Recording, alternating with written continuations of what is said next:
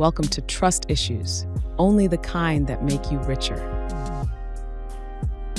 Welcome to Trust Issues, only the kind that make you richer. I'm Ruma, real estate and estate planning attorney, founder of Key Esquire, and someone who helps people buy homes every day while still choosing to rent my own. So this week's hot topic is about renting versus owning. And I know that it might sound ironic that I'm actually still renting, but in today's episode, I really want to be realistic about the reality for millennials, Gen X, and just people in general in this market and today's day and age, right? There's a huge pressure to buy a home often. Family culture, social media makes us feel like home ownership is really the only way to prove that you've made it, that you're successful. But really, is that always the smartest choice? Let's talk about it. So today I want to go through just some questions I often get about renting versus owning, my choices, and then of course, like what I'm guiding my clients through as well. All right, so how can a real estate attorney not own a home? Well, it's happening.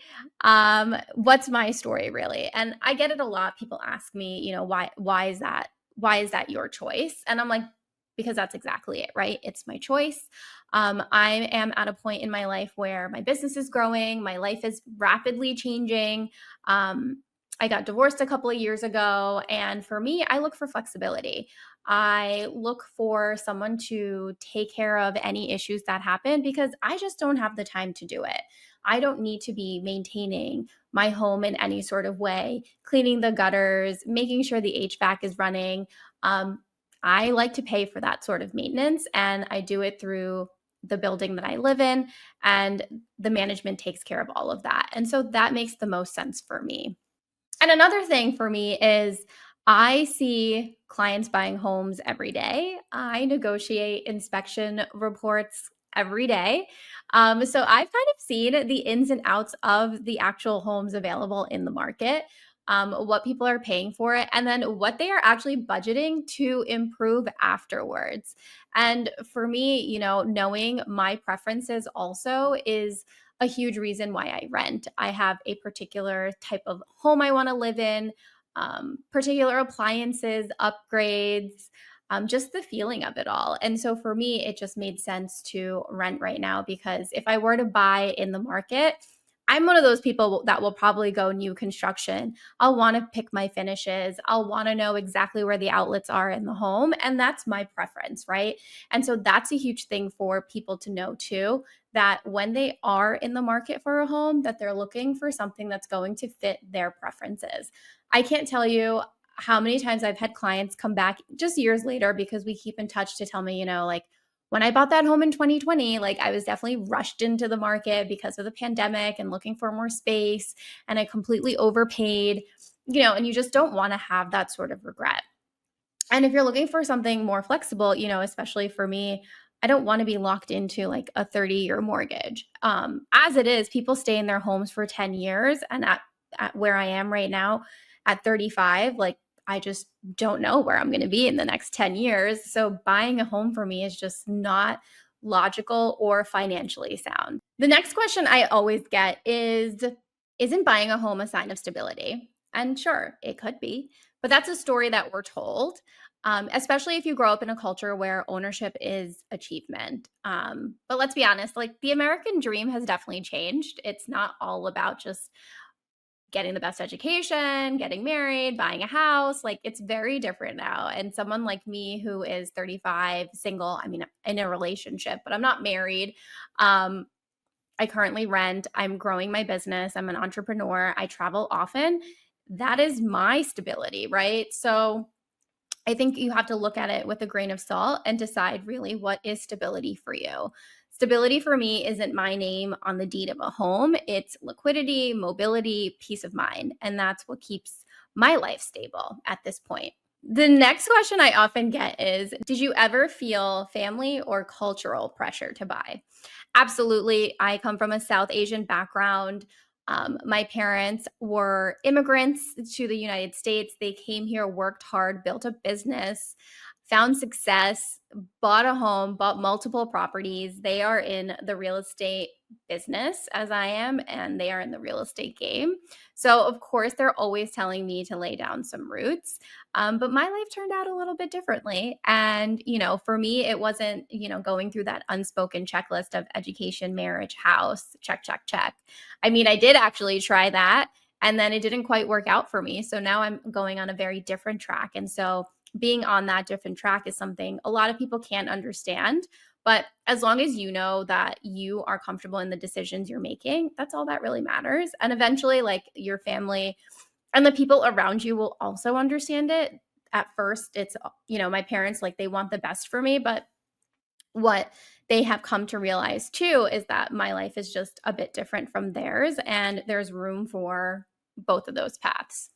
And the other thing is, I think also since the pandemic, the workforce has changed dramatically. People are working remotely, people are working abroad, people live in different places based on seasons. And so not being tied down to a property is sometimes a better strategy for people, depending on just where they are in their lives. For a lot of us, renting just fits life better right now. And it's not rebellious, it's just your strategy.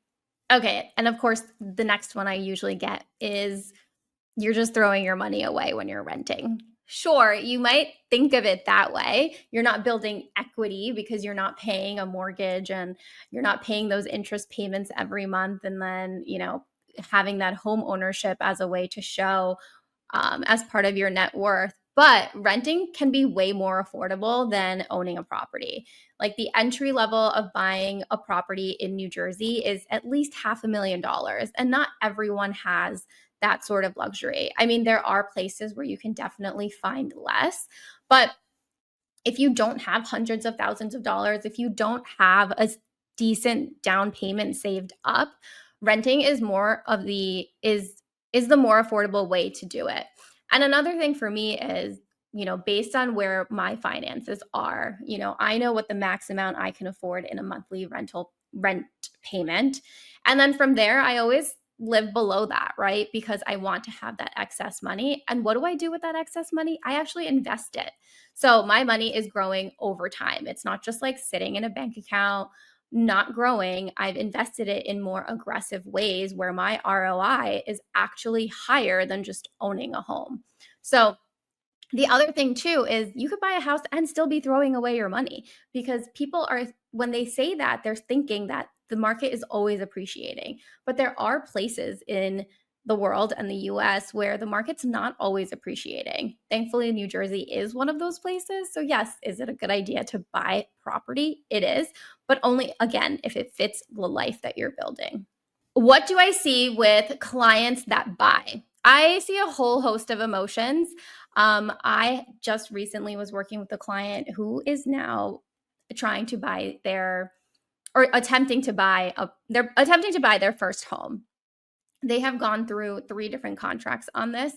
They always come to me a little bit at the top of their budget, hoping that the home inspection will go smoothly, that they won't have to fix anything. Most of the time that they have ended up looking at the home, getting their offer accepted, doing the home inspection, and coming back and realizing that after closing, they're still going to have to put in another $15,000, $20,000 to get it to a place where they would be happy and comfortable to live in it.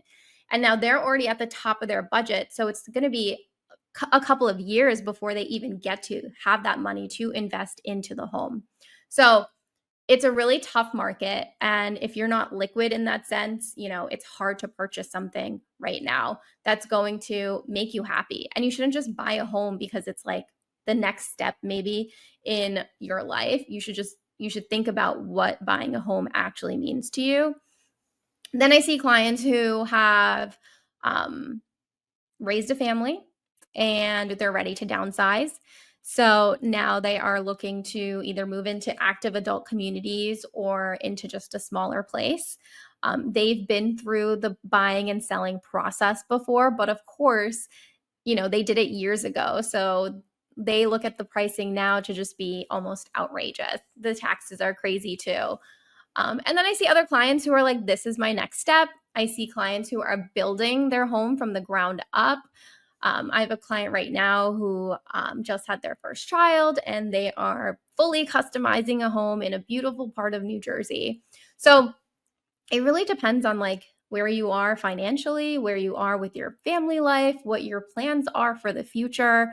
There's so much that goes into it rather than just like kind of checking a box off of the to-do list of life, right? The other question I get about owning a home, or not even question, it's more of a comment that I have towards it, is that when you purchase a home, there are so many costs that people don't think about. I mean, people think about like the monthly payment that's going to be paid. But on top of that, they have to remember that it's not just your mortgage or principal. It's also your home insurance. It's also any HOA fees if you're moving into a community. It's also the maintenance of your appliances and your systems, your mechanicals. It's repairing a leaky roof. It's having a budget to replace your furnace. It's also increasing property taxes. Like the taxes do increase over time. And it's not just like the entry point, the entry payment that you make is not going to be the set payment for life. So I think that's another thing that people forget when they start looking at buying a home too, is they fail to kind of really calculate the full amount of costs and kind of get stuck on just like that monthly payment.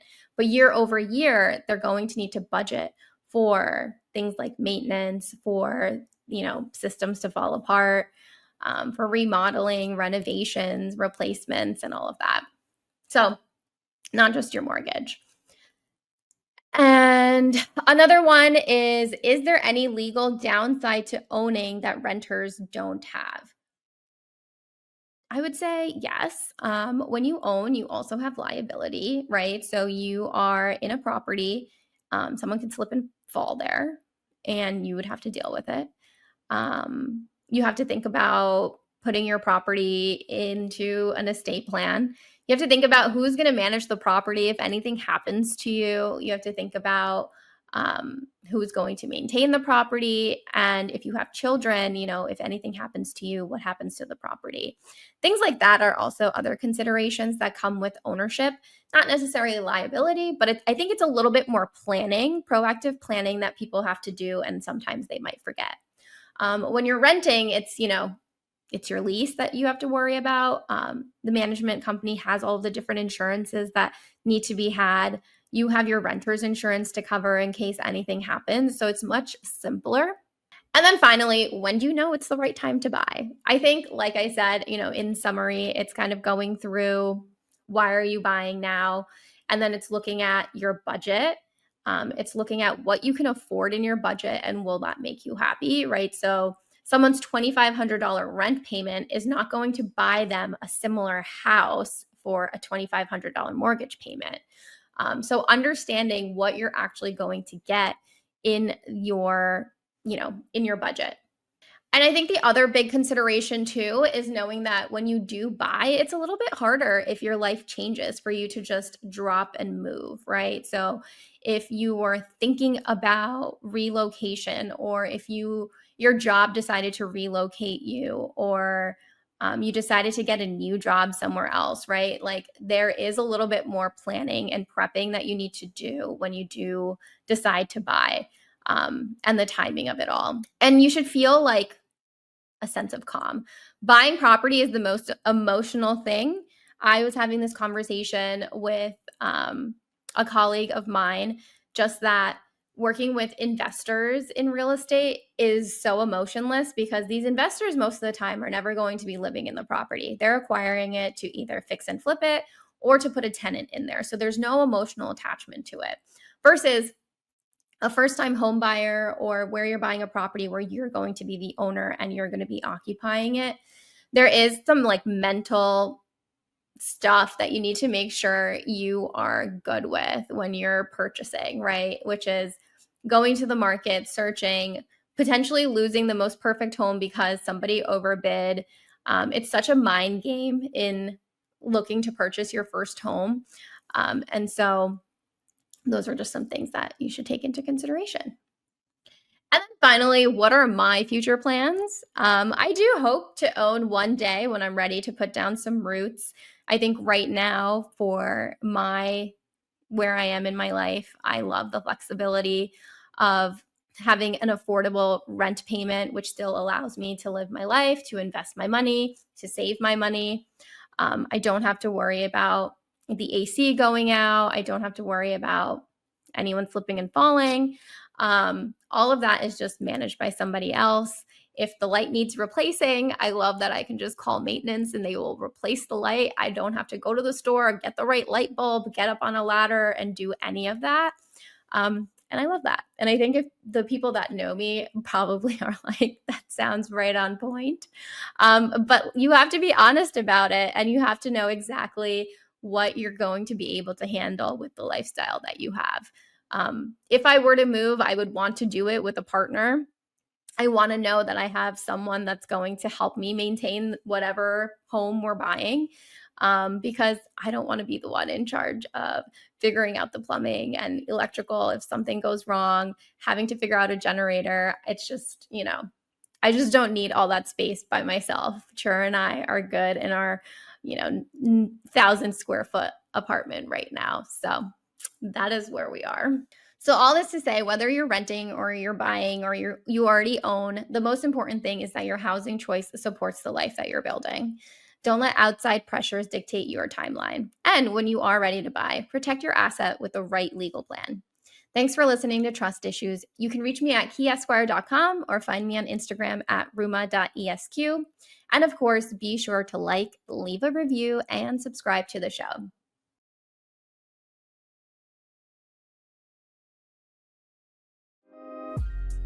Thanks for watching. Be sure to hit that like and subscribe button and leave us a review in the comments.